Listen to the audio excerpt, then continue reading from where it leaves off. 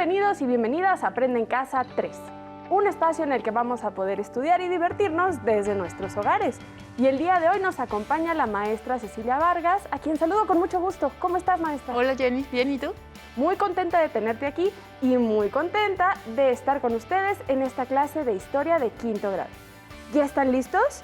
Vamos con Ajo Listo y comenzamos. ¡Hola! ¡Vamos a ver el siguiente video! Buenas prácticas para seguir adelante. Como todos sabemos, la COVID-19 es una enfermedad que se contagia muy fácilmente entre las personas. Por eso hay que continuar cuidándonos siguiendo las buenas prácticas que ya todos conocemos para evitar contagiarnos. Utiliza cubrebocas. No salgas de casa. Si tienes que hacerlo, recuerda que es obligatorio utilizarlo. Mantén una distancia mínima de 1,5 metros entre tú y los demás. Lávate las manos muy seguido con agua y jabón por lo menos durante 20 segundos o aplica desinfectante a base de agua y alcohol. Desinfecta las superficies de los objetos que más utilizas. También las cosas que compres en la tienda o en el supermercado. Sigamos luchando juntos contra este virus, cuidándonos los unos a los otros. Es muy importante continuar con las recomendaciones para evitar contagios de COVID. Trata de no salir de casa a menos que sea muy necesario. Si lo haces, utiliza el cubrebocas. Lava tus manos frecuentemente con agua y con jabón, por lo menos durante 20 segundos. Ahora es momento de seguir con el programa de hoy. ¿Listas? ¿Listos? ¡Muy bien! ¡Nos vemos pronto! Maestra, platícame de qué va a tratar nuestra clase del día de hoy. Pues en la clase de hoy vamos a ver el inicio de una nueva etapa en la historia de México. Esto suena muy interesante. Sí, pero para adentrarnos en este periodo, primero es necesario que comprendamos el papel de México en el contexto internacional de esa época. Para ello, hemos traído esta línea del tiempo, donde iremos señalando los acontecimientos nacionales, pero también los internacionales que fueron sucediendo en esta época. ¿Te parece si comenzamos, Jenny? Me parece perfecto. Perfecto. Muy bien. Pues para comenzar, debemos explicar cuál era la situación de México frente a lo que sucedía en el mundo durante las primeras décadas del siglo XX. ¿En el mundo? ¿Acaso el mundo estaba pasando por algún problema? Sí, la situación mundial no era nada tranquila, Jenny. Entre los últimos años del siglo XIX y los primeros años del siglo XX, las tensiones internacionales entre las potencias europeas se agudizaron. Entre estas potencias existían fuertes rivalidades económicas y coloniales que se combinaron con el auge de los nacionalismos radicales, con una escalada en la producción de armamentos y con la formación de alianzas militares entre estas potencias, dando como resultado el estallido de una gran guerra, la Primera Guerra Mundial, en 1914. Fue justo aquí cuando México estaba en plena Revolución Mexicana. ¿Una guerra mundial? O sea que todo el mundo estaba en guerra y peleaba contra todo el mundo. No precisamente. Más bien, fue un conflicto en donde participaron principalmente países europeos, pero se llama Guerra Mundial porque el juego de las alianzas militares entre estas potencias arrastró a la contienda a un número creciente de países. Algunos de los países que combatieron en la guerra, por ejemplo, como el Reino Unido o Francia, tenían enormes imperios coloniales que también pusieron en pie de lucha sus respectivos dominios. Así que en la práctica, esta guerra participaron los 5 continentes, además de que las repercusiones económicas, sociales y políticas afectaron al mundo entero. ¿Y cuándo sucedió este conflicto? La guerra comenzó en 1914 y terminó en 1918. Con razón dijiste que mientras el mundo estaba en guerra, México estaba viviendo su propia guerra. Durante esos años, México experimentaba una de las fases más violentas de la revolución, la lucha entre las facciones revolucionarias. Así es. Así que vamos a pegar nuestros primeros acontecimientos en los carteles, en estos carteles de los acontecimientos en nuestra línea del tiempo. ¿Me ayudas, Jenny? Claro, pongo la primera. Este es el de la Primera Guerra.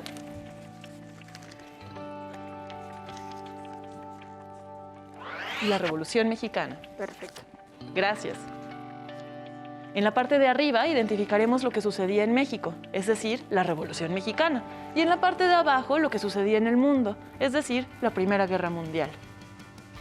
Como consecuencia de esta guerra, tanto en los países vencedores como en los países vencidos, las ciudades, las fábricas y los campos de cultivo quedaron completamente arrasados.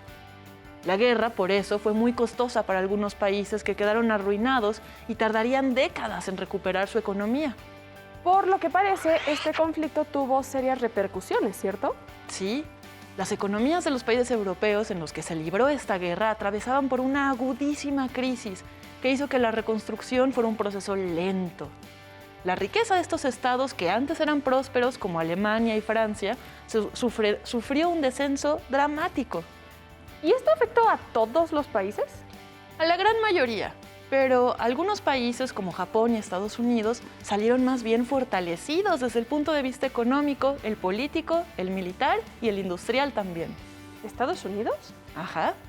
Cuando terminó la guerra, se confirmó el papel de liderazgo de Estados Unidos en los asuntos internacionales y además se amplió el alcance y la influencia de su gobierno, tanto que parte del proceso de recuperación de varios países europeos tras la guerra fue posible justo gracias a la intervención de Estados Unidos. Entonces, la guerra afectó a Estados Unidos.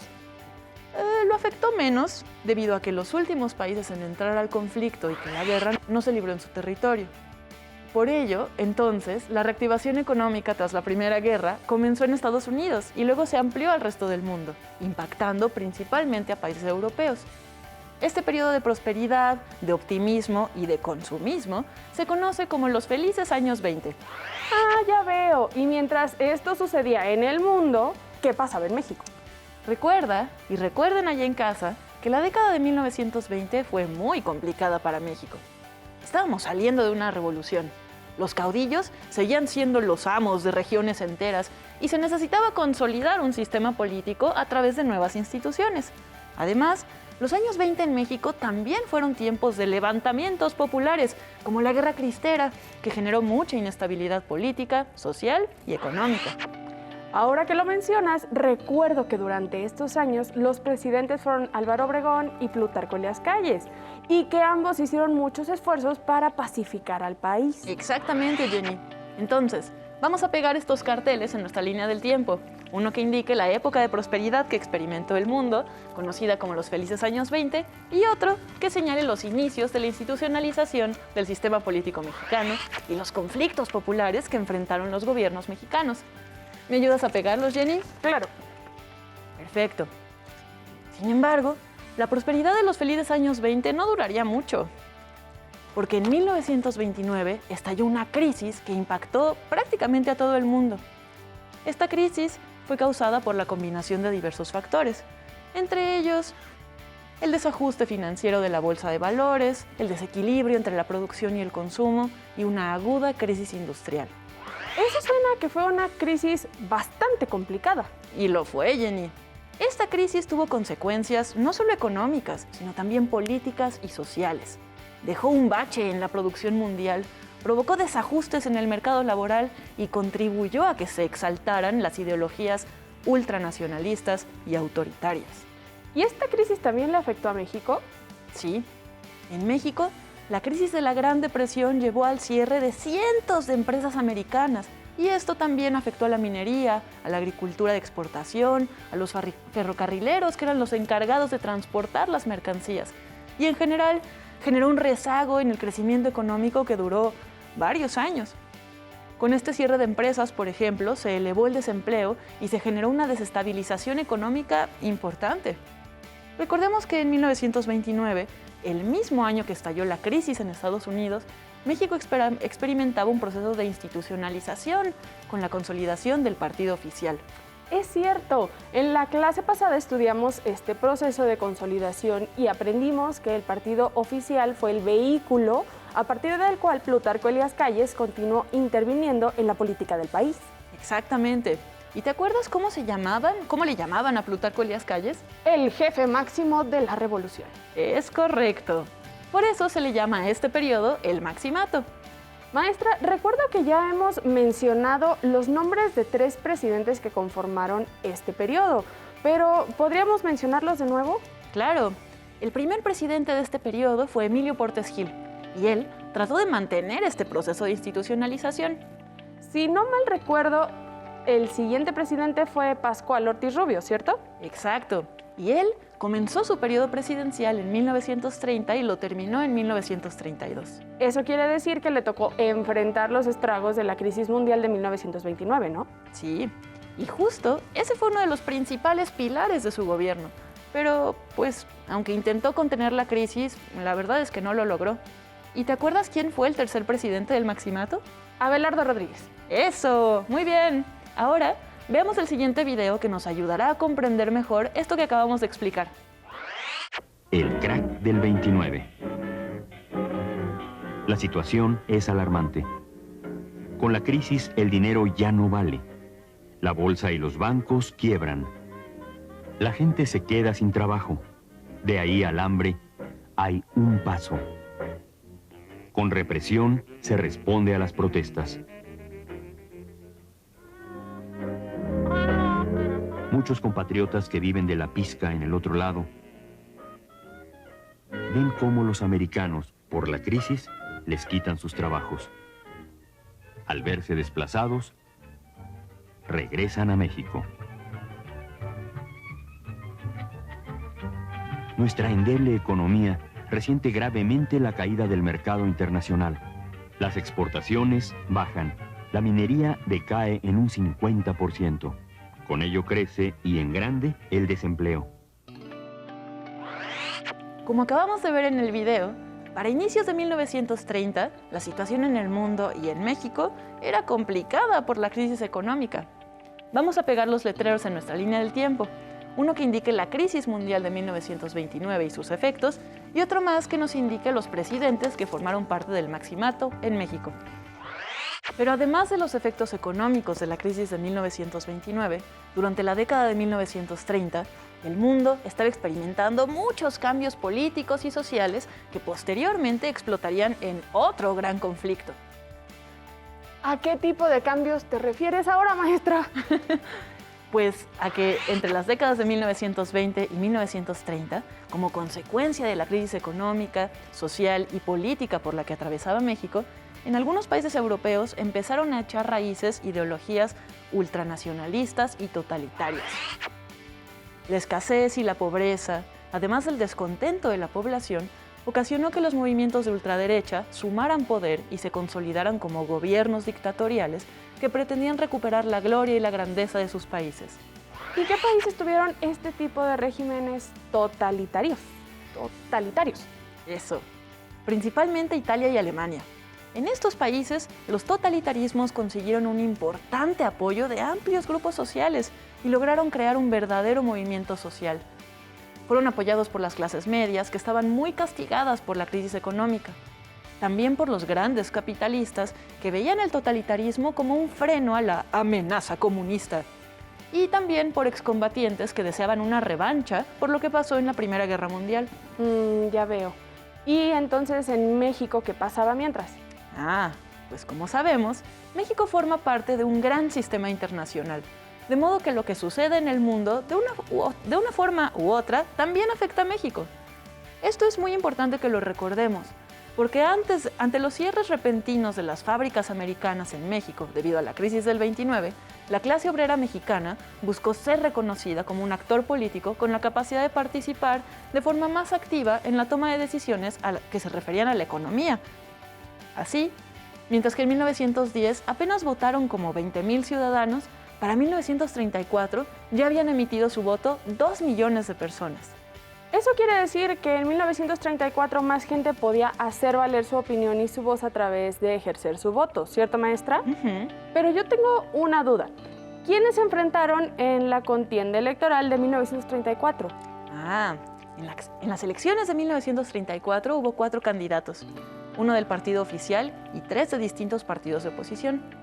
Pero el triunfo de la elección se lo llevó el candidato del partido oficial, que obtuvo el 98% de los votos. ¡98%! O sea, prácticamente todos los mexicanos habían votado por él. Bueno, el hecho de que ganara la elección no significa que todos los mexicanos votaron. Era mucha la población que no votaba. ¿Y recuerdas cuál fue el ganador de esta contienda? Lo mencionamos la clase pasada. Pues si fue después del último presidente del Maximato, el único que se me ocurre es Lázaro Cárdenas. Claro. Veamos el siguiente video que nos ayudará a comprender mejor este momento de la historia. Pero el 6 de diciembre de 1933, el Partido Nacional Revolucionario, con la venia de don Plutarco, nomina al general Lázaro Cárdenas como candidato a la presidencia de la República.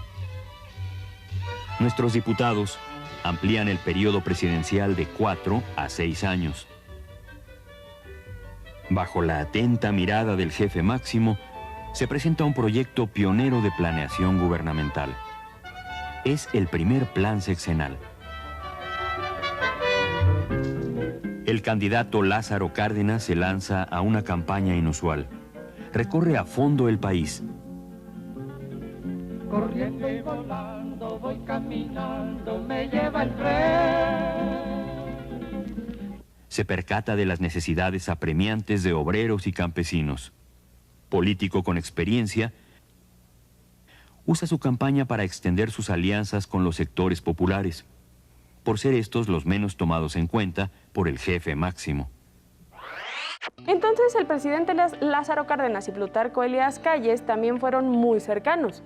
Calles le dio el visto bueno para que fuera el próximo presidente de la República. En principio sí. Durante el Maximato, Lázaro Cárdenas fue una pieza clave y ocupó varios puestos importantes. Por ejemplo, fue el presidente del partido oficial, fue secretario de Gobernación, secretario de Guerra y gobernador del estado de Michoacán.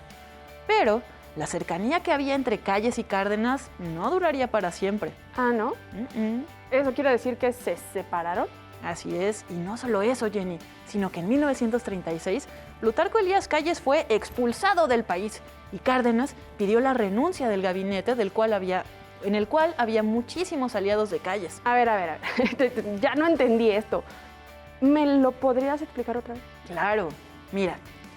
Una parte del proyecto cardenista se trataba de reconciliar al gobierno con los sectores populares que no habían sido tomados en cuenta durante el Maximato, como los obreros y los campesinos. Cárdenas estaba convencido de que México necesitaba consolidar una economía basada en la industria y también en el campo. Por ello, como parte de su proyecto, era necesario atender a estos sectores. Sin embargo, Calles y el partido oficial tenían otras prioridades y obstaculizaban al presidente. Hay que ver el siguiente video para que nuestros alumnos y alumnas identifiquen este momento en el que se expulsa a Calles del país. Lo que más agitó aquellos días fue la expulsión del general Plutarco Elías Calles. El general Calles se había convertido en la figura más poderosa del país y obstaculizaba con frecuencia los proyectos cardenistas. Fue por ello que el presidente optó por su expulsión del territorio nacional. La medida tuvo el apoyo de un amplio contingente popular y de esa manera se pudieron acelerar las reformas. No, María Cristina, que no. Cárdenas pretendía llevar a la práctica las preocupaciones sociales que habían quedado establecidas en la Constitución de 1917. Por ello, impulsó, a través del Plan Sexenal, una política favorable a la clase obrera y también profundizó la reforma agraria que benefició a los campesinos. Además, Cárdenas logró la nacionalización de los ferrocarriles y la expropiación petrolera. Y con esta política también impulsó el reparto agrario. Cárdenas lo que quería era eliminar las desigualdades sociales y pensaba en el ejido como la liberación económica absoluta del trabajador del campo. Ahora, con todo esto que hemos dicho, ya tenemos otros sucesos importantes para incorporar en nuestra línea del tiempo. Por un lado, tenemos el ascenso de los totalitarismos en Europa en los años 30. Y por otro lado, el gobierno de Lázaro Cárdenas en México. ¿Me ayudas a pegarlos, Jenny? Claro que sí, maestra. Gracias. La educación ocupaba un papel primordial en el proyecto cardenista. Por ello, el líder mexicano promovió la fundación de instituciones educativas y culturales, entre las que destacan varios museos, y todos estos fueron pilares para el desarrollo académico del país.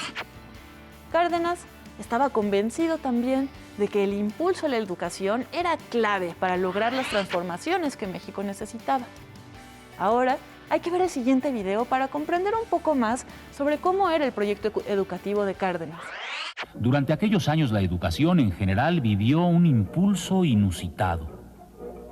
La llamada educación socialista intentó generar una conciencia colectiva sobre las responsabilidades sociales de cada joven mexicano. Arriba mulana, recoge tu vara y ponte a rumbear. Demuéstrales que eres como capitana y veracruzana de verdad. En los patios, en los corredores y en los salones, se educaba con la esperanza de que esos jóvenes participaran directamente en las transformaciones del país.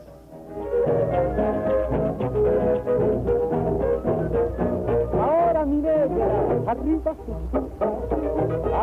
mulana, recoge tu bata mi negra y ponte a rumbear. Demuéstrales que eres como capitana. Y muchos aplaudieron los resultados obtenidos con aquellas escuelas socialistas. Como parte de otras políticas públicas de Cárdenas, fue continuar con la construcción de nuevas carreteras. Esto favoreció la movilidad del transporte y modernizó la nación porque logró incrementar el comercio interno. Eso suena muy interesante, maestra. Y mientras, ¿qué estaba pasando, pero ahora en el mundo? Uy, para ese entonces, Jenny, la situación del mundo era complicada, por decirlo menos. A mediados de 1936 se desató una cruel guerra civil en España. El régimen republicano español no pudo resistir el golpe militar que dio el ejército franquista, que era apoyado por los regímenes fascistas y totalitarios que ya mencionamos hace un momento. La Guerra Civil Española fue uno de los conflictos más violentos del siglo XX, no solo por el número de muertes, sino por la forma en la que se atacó a la población civil, se la sometió a situaciones de extrema violencia y a tortura también. Este conflicto duró 3 años, pero acabó con la instauración de una dictadura fascista de Francisco Franco. ¿En serio? ¿Y cómo intervino México? Abriendo sus puertas y dando a los españoles asilo político. Ahora ya tenemos otro acontecimiento que nos ayuda a comprender el papel de México en el mundo, la Guerra Civil Española. ¿Me ayudas a pegar nuestro cartel, Jenny? Claro que sí, maestra. Perfecto. A lo largo de esta clase aprendimos que lo que pasa en el contexto internacional tiene repercusiones en México. Y aprendimos también que la llegada al poder ejecutivo de Lázaro Cárdenas estuvo enmarcada por una serie de acontecimientos que dan sustento a sus obras políticas. Y también que México tuvo una participación activa cuando se trató de mostrar solidaridad internacional. También recordamos el contexto mexicano durante las décadas de 1910, 1920 y 1930. Y mencionamos la importancia del suceso, del proceso de institucionalización política que marcó esos años. Muy bien. Les invitamos a que investiguen un poco más acerca de alguno de los acontecimientos internacionales que haya llamado su atención y a que reflexionen sobre la relación que existe entre estos acontecimientos y la historia de nuestro país. Aún nos falta estudiar 2 de los logros más representativos del gobierno de Lázaro Cárdenas: la expropiación petrolera y el reparto agrario. Pero eso lo veremos la próxima clase. Maestra, siempre me dejas picada, pero muchísimas gracias por toda la información de hoy. Ceci Vargas, nos vemos en la próxima clase. Gracias, Jenny. Si te es posible, consulta otros libros y comenta el tema de hoy con tu familia. Si tienes la fortuna de hablar una lengua indígena, aprovecha también este momento para practicarla y platica con tu familia en tu lengua materna. Por hoy hemos terminado con el contexto del proyecto cardenista de Historia, 5º grado, y espero lo hayan disfrutado tanto como nosotras. Le damos las gracias a las maestras y los maestros que el día de hoy nos dieron clase. A continuación, Educación Física.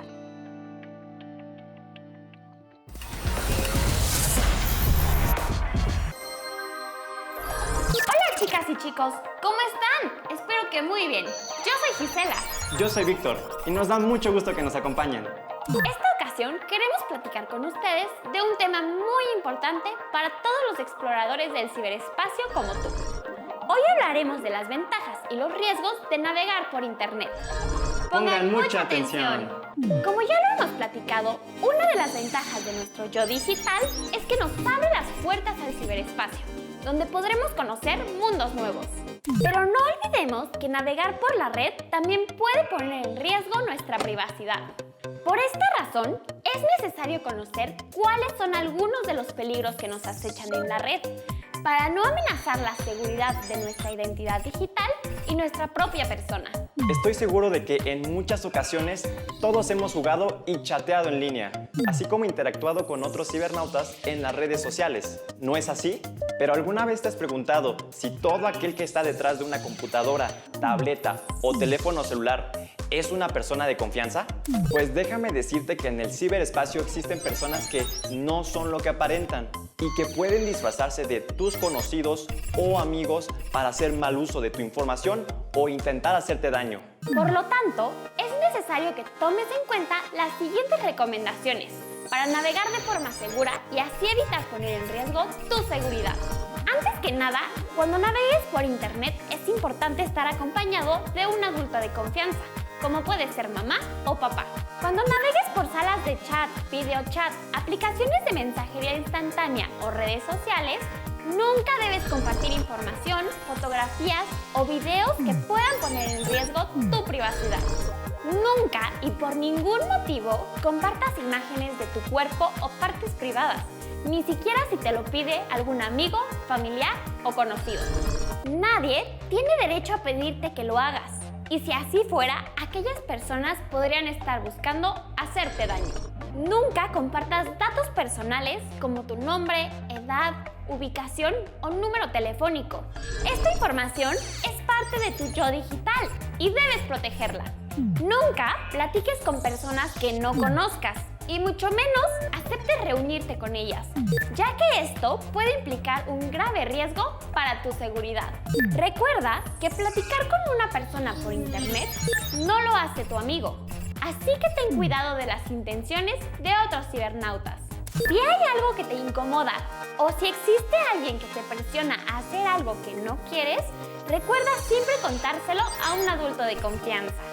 Cuando navegues por páginas de videojuegos o sitios web que no conozcas, ten mucho cuidado con aquello que descargas y sobre todo con aquellos anuncios sospechosos o engañosos. Algunos de estos mensajes o contenidos pueden ser virus o trampas, los cuales pueden poner en riesgo la seguridad de tu yo digital. Por último, es muy importante que nunca ingreses a sitios de contenido inapropiado o no aptos para tu edad. Si te encuentras con este tipo de páginas, lo mejor es cerrarlas inmediatamente. O bien, pídele a tu adulto de confianza que revise la privacidad y seguridad de los buscadores que utilizas. Así pues, siempre que navegues por la red, recuerda, tu yo digital te llevará a conocer mundos nuevos. Pero cuidado, algunos de ellos pueden ser nocivos para ti, ya que desinforman o piden que hagan cosas que ponen en peligro tu privacidad, tu intimidad, tu cuerpo, tu salud, tu seguridad y hasta tu vida o la de tus seres queridos. En el ciberespacio existen personas que no son lo que aparentan y muchas de ellas buscan robar tu información o hacerte daño. Todo aquello que es privado nunca debe compartirse en el ciberespacio. Tu seguridad es primero, así que ten cuidado y mucho ojo. Esperamos que la información y los consejos de esta sesión te hayan sido de ayuda. Y no olvides compartir este valioso conocimiento con otros cibernautas responsables como tú. Hasta la próxima, chicas y chicos. Adiós. Si no tienes el libro de texto o necesitas ayuda para responder las preguntas, contáctanos.